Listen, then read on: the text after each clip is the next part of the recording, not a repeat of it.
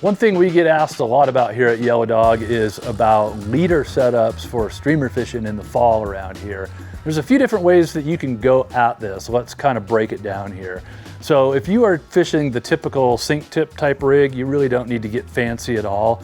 As a matter of fact, I like just a real short, straight section of something heavy, like some Maxima in maybe a 10 or 12 pound, maybe even 15 pound, or you can just go like a straight OX tippet, about 2 or 3 feet in length, loop knot that to your streamer fly and go for it.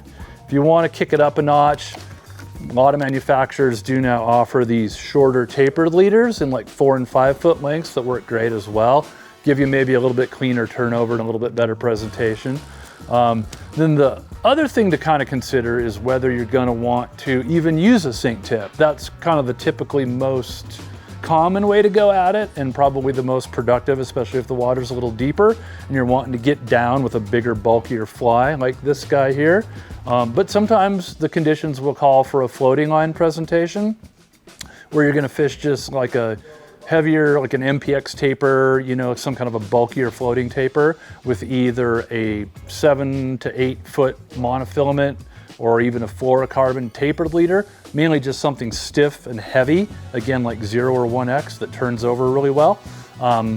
Or the other thing you could do is you can use these guys off of a floating line, which are really cool. These are a very short little Rio Versa leader, which is like a sinking coated leader. Will basically kind of convert your floating rig into a short sink tip and go after it that way.